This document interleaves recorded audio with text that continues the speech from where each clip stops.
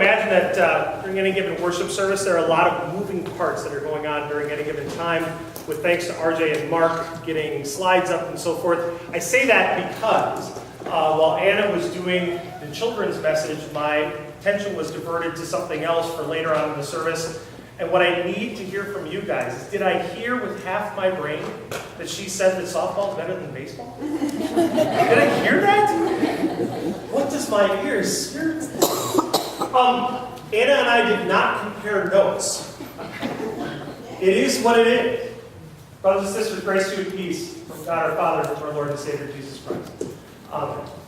Speaking of coaching, which again, as I say, this is nothing that Anna and I compared notes on. This, I would dare say, brothers and sisters, might be the Holy Spirit at work here. But we were in the final day of our end of the season tournament. The baseball team that I head coached this season for Charlie's 12-year-old under team. We just finished the semifinal game. You may remember that I told you that Sunday that I needed to leave church as soon as we were done with worship because the boys were playing in this game. We were playing the toughest team in our particular league. And I raced over there, and I got to the field literally as we were in the home half of the last inning. We had 2 outs, and we were up by 2 runs. We ended up winning that game. And we were just getting ready to play in the championship game when one of my kids' parents approached me between the turnaround between the 2 games. And what did he want to talk to me about? He wanted to talk about the upcoming All-Star Series. In my community, in our baseball program, you have your 12 kids who are on your team, and every year as a head coach, you are invited to nominate 3 of them, plus 2 alternates, to play in a 3 to 4 game All-Star Series. This being my first year of head coaching, I did not realize what a big deal this is. All-Star nominations apparently are a really big deal in my community. And so I was being asked by our coordinator of our division if I had names for kids and so forth. And this particular dad came up to me between games, and he kind of quietly bent my ear and he said, his mom and I kind of assumed that you're going to ask him to be in the All-Star team. Because, he's actually been an All-Star for the last 3 years. Really?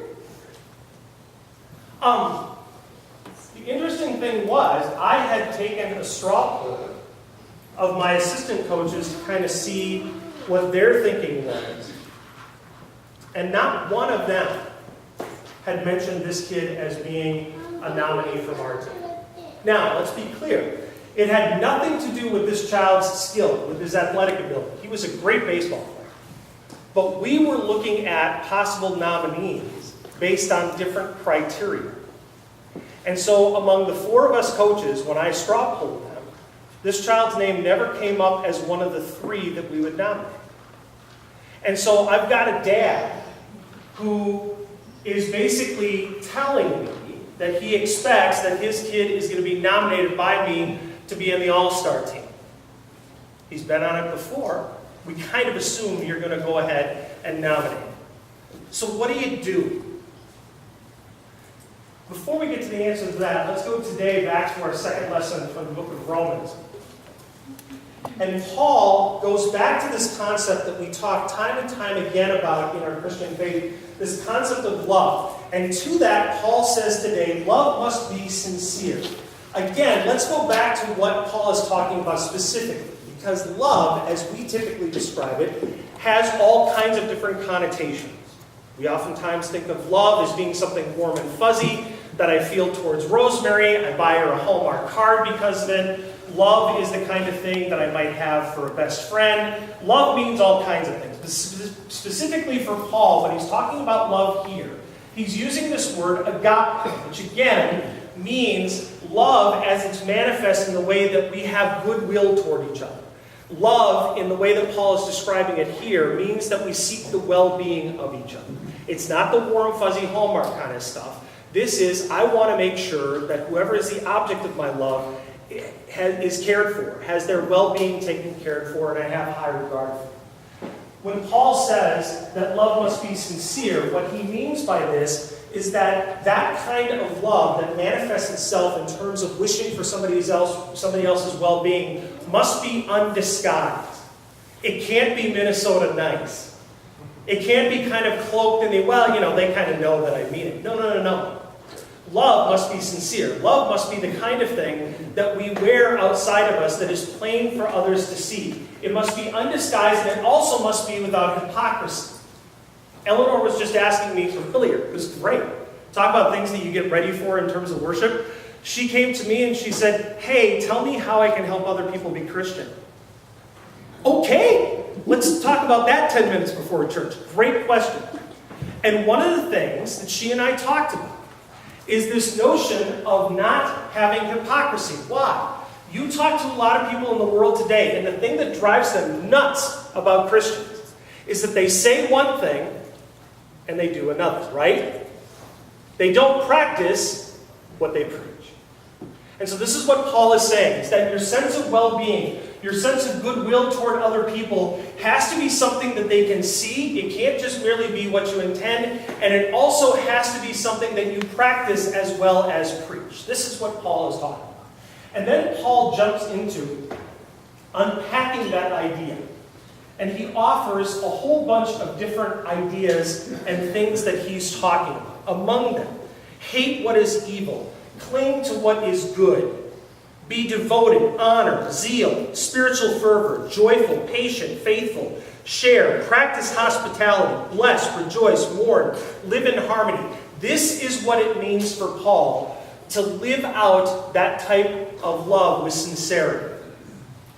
All of those things that Paul talks about right there are positive kinds of things that Paul says are manifest in terms of love being sincere. RJ, can you advance the slide, please? One more, please. But then Paul shifts gears. And Paul, in addition to all the things that we're supposed to do in order for love to be sincere, in order for love to be manifest, in order to practice what we preach, now Paul shifts gears and he notes one negative thing that we are not supposed to do because love is sincere.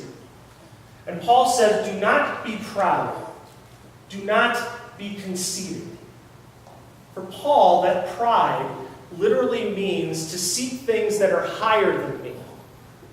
To seek things that are higher than me that, you know what? Maybe I haven't earned. Maybe I don't deserve. But that pride is the kind of thing that grasps for things that are higher than me, that I am allowed or that I've earned. And to be conceited is specifically related to the idea that somebody considers himself to be wise rather than others looking at them and being wise.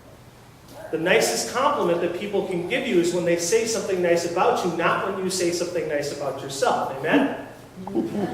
This is what Paul is talking about. Out of all the positive things, Paul says, but don't do this. RJ, please. There you go. Nope. Other way, my friend. Got a mind of its own, Andrew. What's that? It's got a mind of its own. It's got a mind of its own. All right. Well, then we will deal with a mind of its own. What Paul is trying to say here is that there is nothing that will destroy a community, particularly a community of Christian faith, faster than someone who is among those people who has an arrogant spirit. All those positive things that Paul talks about, loving what is good, having zeal, spiritual fervor, all those kinds of things are great. And if there is somebody among the people, among the faithful, who has this prideful, conceited spirit, it will destroy the whole works. Guys, you look at the New Testament.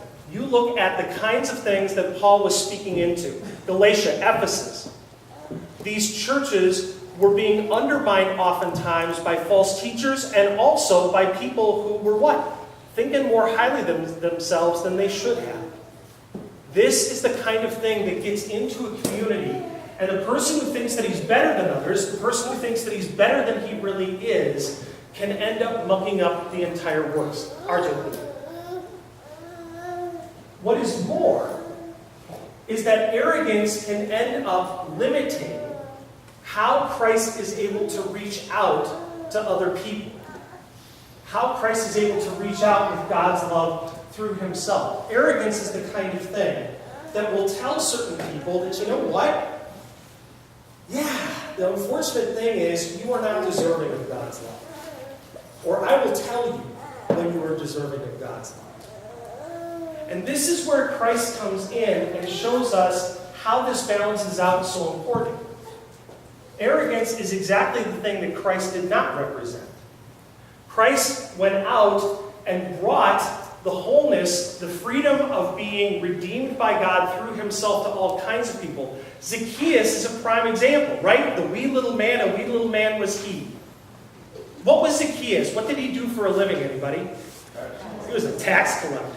You know how many people liked tax collectors back in those days? Nobody. They worked for the Roman government. They oftentimes made a better living than a lot of other people did. And they made it off the taxes that the people were being forced to pay. Can God's love reach out to a crummy tax collector? A lot of people back in those days would say, no. Why would it? And yet, what does Jesus do? Jesus is walking along, and he sees Zacchaeus where? Up in the sycamore tree. And he tells Zacchaeus to come down, and then he goes one up on Zacchaeus and says, hey, by the way, go to Costco because I'm coming over for lunch. And everybody looked at Jesus and went, whoa, whoa, whoa, whoa, whoa. Do you understand what you're doing? You're going to go to the house of a tax collector. But this is the limitless reach that Jesus' love went out to. The limitless reach that Jesus' love went out to went to a guy who was so full of demons, so possessed by so many demons, that when Jesus asked the name, said legion, 1,000 demons or more. And the love of Christ was not arrogant to say, man, that guy's beyond hope. I mean, when you got 999, maybe I can do something about it. 1,000? Sorry, done. No. Jesus reaches out to Paul himself. Paul, who was the chief persecutor of the early Christians in the early Christian church, ends up having an experience so vivid, so dynamic, so 180 degrees life-changing, that he devotes the rest of his entire life to the very message he was trying to quash and stamp out. This is what love looks like. When it's not arrogant, when it's not conceited, when it wishes for the well-being of the person that is the object of its love, but doesn't do so with the sense that it is better than the person that it's loving, that it is higher up than the person that it's loving. RJ, please. Paul says, do not be proud.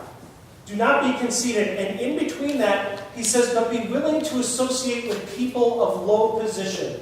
Literally what Paul is saying there is be willing to yield and submit yourself to lowly things.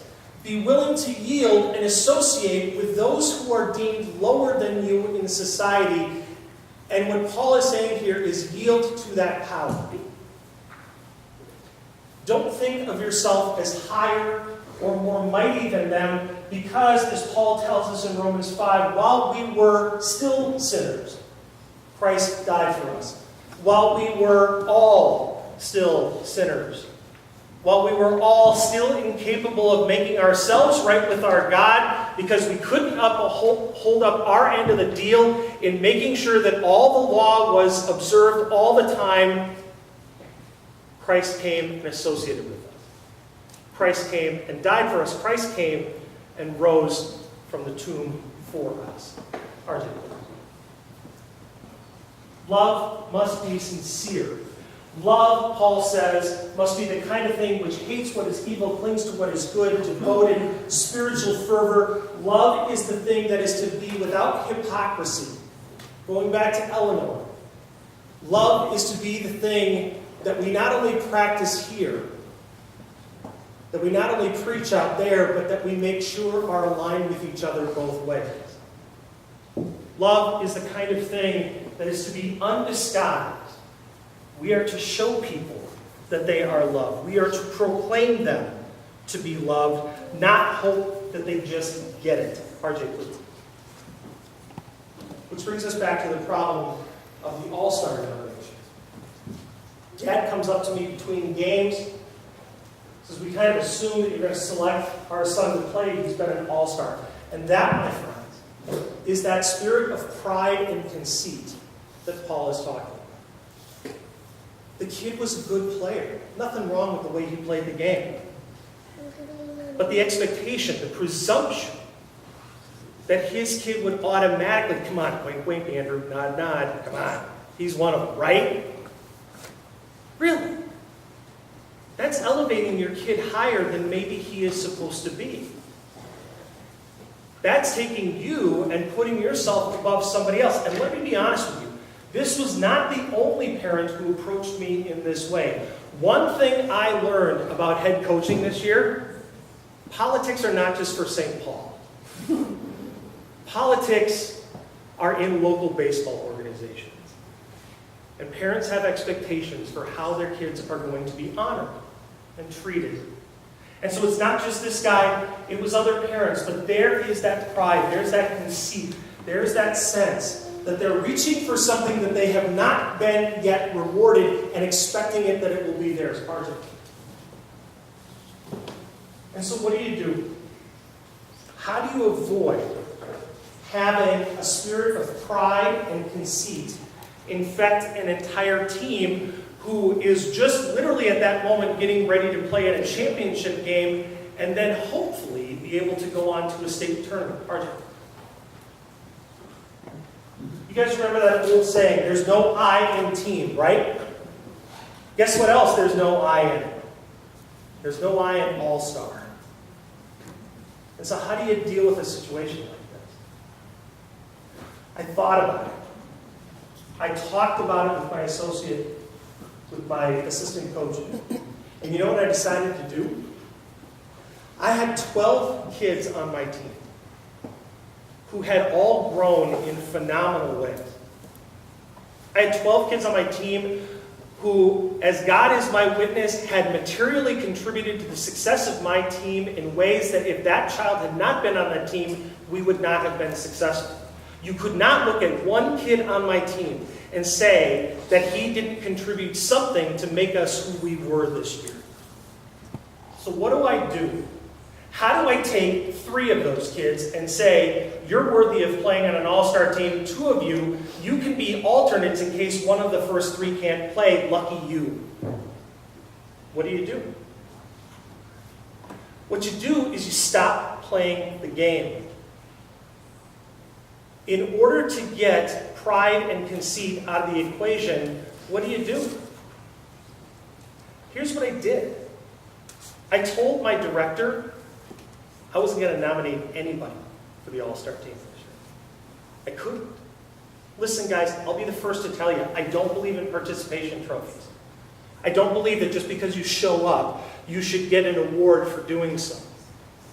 But neither do I believe that certain kids should be selected for something better when they all literally contributed in a material way to the success of the team.